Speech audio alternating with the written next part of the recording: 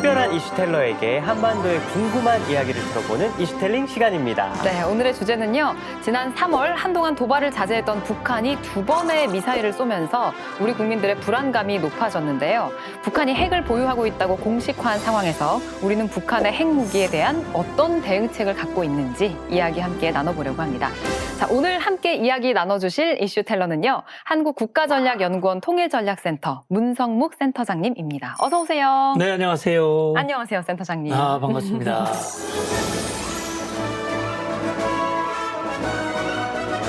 아니 근데 지금 김정 씨 그렇게 인사하시면 안 돼요. 이거 왜요?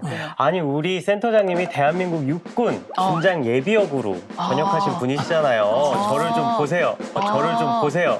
어머, 뭐 하시려고? 전진! 어머, 뭐 하시려고? 전진!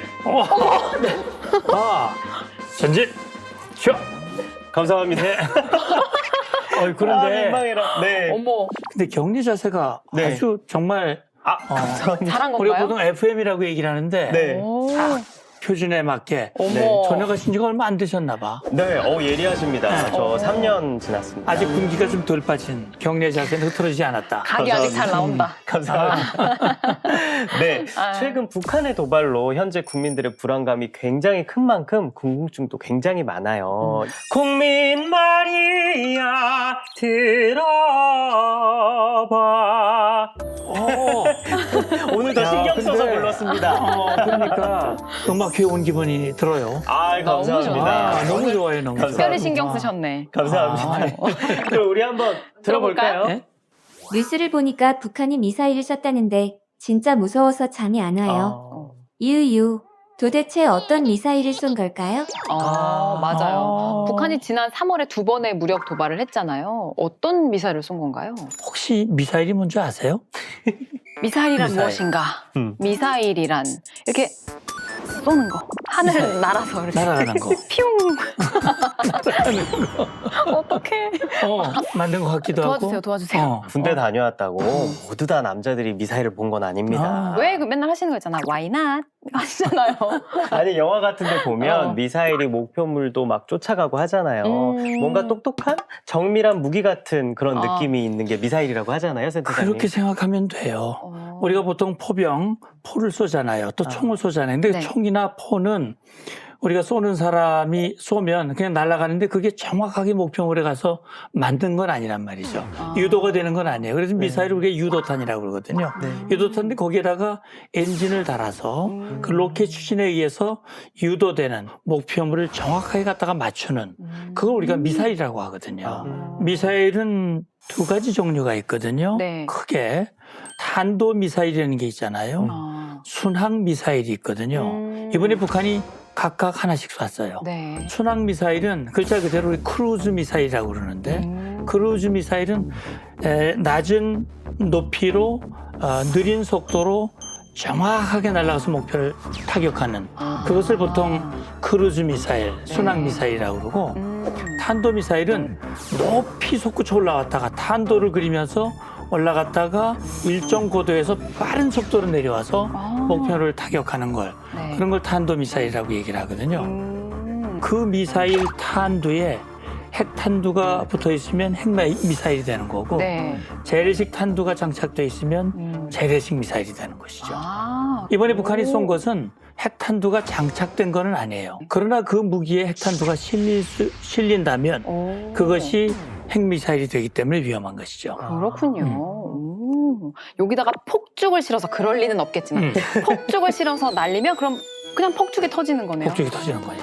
아니 근데 폭죽이라뇨. 아니, 비유가. 예를 들면 편지를 실어 나가면 편지가 날아가는 거고. 그럴 수도 그렇지. 있겠네. 그런 개념인 거잖아요. 네, 얘가 우리는 좀 이렇게 고급스럽네요. 네. 우린 이렇게 얘기해줘야 알아요.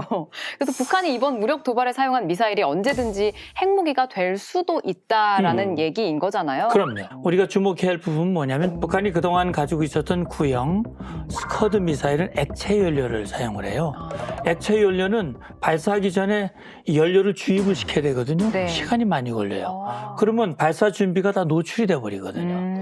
그러나 고체 연료는 그런 시간이 안 걸리기 때문에 북한은 그런 로켓의 연료를 고체로 바꾸는 작업을 하고 있는데 바로 이번에 발사한 이 미사일이 네. 고체 연료를 사용한다는 것.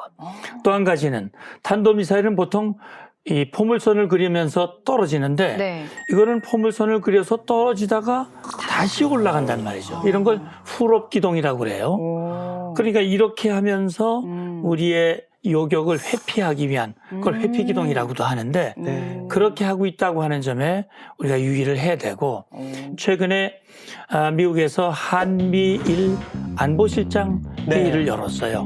거기에서 우리의 대비태세의 문제점이 무엇인가 또 우리가 어떻게 그걸 보완해 나갈 것인가 그런 문제들을 깊이 있게 협의를 했지요. 그렇군요. 아, 사실 그렇군요. 한반도 전역이 언제든지 공격을 당할 수 있다라고 생각하면 일반 국민 입장에서는 좀 무섭기도 하고 좀 덜컥 겁이 나기도 네, 하고 그렇잖아요. 네. 저는 핵 공격하면 뭐 히로시마, 나가사키 이런 게 생각이 나거든요. 원자폭탄. 네, 실제로 일어날까 봐. 실제로 일어나면 끔찍하죠. 전 너무 무서워요, 진짜. 네. 아니 놀란 가슴을 진정하시고 이쯤에서 꼭 들어봐야 할 국민들의 궁금증이 있습니다. 국민 말이야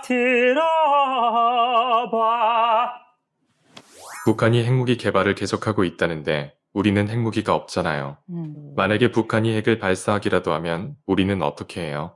진짜. 아. 북한이 핵을 발사하면 어떡해요, 진짜. 걱정 많죠. 네, 무섭죠. 무섭죠. 예. 그래서 사진을 그림을 준비해 왔습니다. 와. 한번 보시죠. 와. 자, 우산, 해구산이 뭘까요?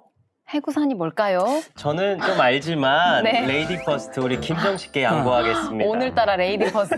뭐 처음으로 이렇게 양보하시는 것 같은데. 네. 알겠어요. 그러면 뭔가 비가 오면 우산을 쓰듯이 핵이 오면 뭔가 이렇게 쫙 펼쳐지면서 막 뭐 레이더 보호막 같은 게 이렇게 하늘에 쳐지면서 땡. 핵을 다 튕겨내 아닌가? 땡. 말이 길면 틀린 거야. 예. 백문이 불여일견이잖아요. 네. 제가 사진을 어. 준비해 와, 봤어요. 역시 장군님은 보세요. 다르시네요. 네. 사진을 한번 보세요. 준비해 오셨어요. B-52 장거리 폭격기, 대륙간 탄도 미사일 6,900톤급 핵 잠수함? 900톤급 야. 핵 잠수함. 근데 핵 우산이라고 하시면서 이걸 보여주셨단 말이에요? 네. 뭐 그러니까 얘네가 핵 우산이에요? 핵우산이라고 하는 것은 우리는 핵무기가 없죠. 네. 네. 그럼 미국은 핵무기가 있잖아요. 네. 네. 핵무기가 없는 우리는 미국이 가지고 있는 이 무기들, 이 무기들로 우리를 보호하는 거죠. 아. 우리의 국가의 안전을 지켜주는 거죠. 다시 말하면 북한 핵 가지고 있지만 우리를 공격하면 적이 가만히 안 있을 거야. 이게 바로 억제를 해주는 보복력이거든요. 아. 이걸 우리가 핵우산이라고 얘기를 해요. 아. 그러면 저게 어떤 위력을 가지고 있는 거냐? B-52 전략 폭격기라고 그러잖아요. 말하자면 핵이 기지라고 말할 수도 있는 것인데 무려 27톤의 이 폭탄을 실을 수가 있어요. 아. 그 폭탄을 싣고 네. 목표물까지 장거리를 빠른 속도로 날아가서 목표물을 정확하게 공중에서 미사일을 발사하거나 폭탄을 투하하거나 하는데 예를 들어서 평양에 김정은이 지하 깊이 벙커에 들어가서 지휘를 하고 있다. 거기도 쪽집게까지 타격을 해서 폭파시킬 수 있는 거예요. 정확한 타겟팅을 예, 할 수 있는. 타겟팅을 할 수 있는 이 전략 폭격기를 그래서 북한이 굉장히 두려워하고 예. 신경을 쓰는 것이죠. 아. 그다음에 ICBM 대륙간 탄도미사일이잖아요. 네. 미국이 멀리 있지만 1시간 이내에 대략 한 30분 이내에 북한 정확한 목표를 타격할 수 있는 거거든요. 네. 그다음에 지금 핵잠수함. 핵잠수함은 핵으로 추진하기도 하지만 저기에 핵 미사일을 탑재할 수 있는 거예요. 그런 걸 우리가 SLBM이라고 하는데 SLBM. 네. 잠수함에서 발사하는 탄도미사일을 가지고 SLBM 뭐 사거리가 길진 않지만 네. 그러나 인근 적당한 이 바다 깊이에서 있다가 목표물을 타격할 수 있는 그런 위력을 가지고 있단 말이죠. 네, 네. 저 전략 자산을 미국은 유사시에 아. 우리를 위해서 제공할 준비를 다 하고 있다. 그걸 아. 핵우산이라고도 말하고 네. 또는 확장 억제라는 표현도 써요. 어. 거기에는 억제. 이 전략 무기뿐만이 아니라 재래식 무기도 모두 포함을 해서 우리 한국의 방위를 지켜주겠다.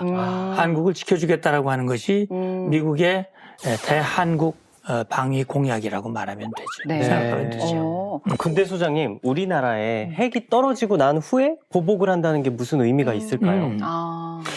핵을 사용하는 것이 갑자기 그냥 사용하는 게 아니에요. 어.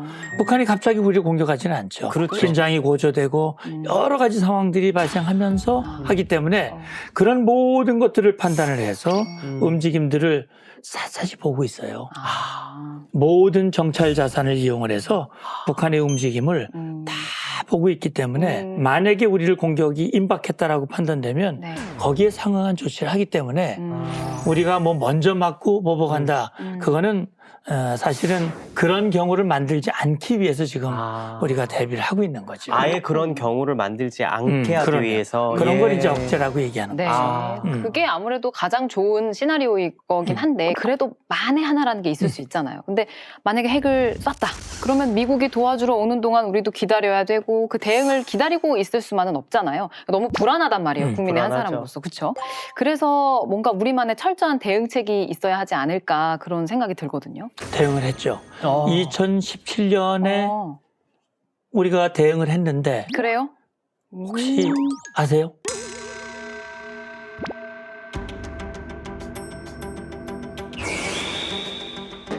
핵탄두를 장착한 미사일이 날아오는데 그거를 때려서 맞춘다.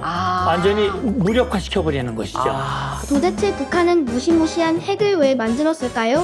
정말 우리 인류의 공통의 숙제가 아닐 수가 없는 거지. 그러게 말이에요. 얄미워 진짜. 딩동댕. 나도 어깨 좀 들어갑니다.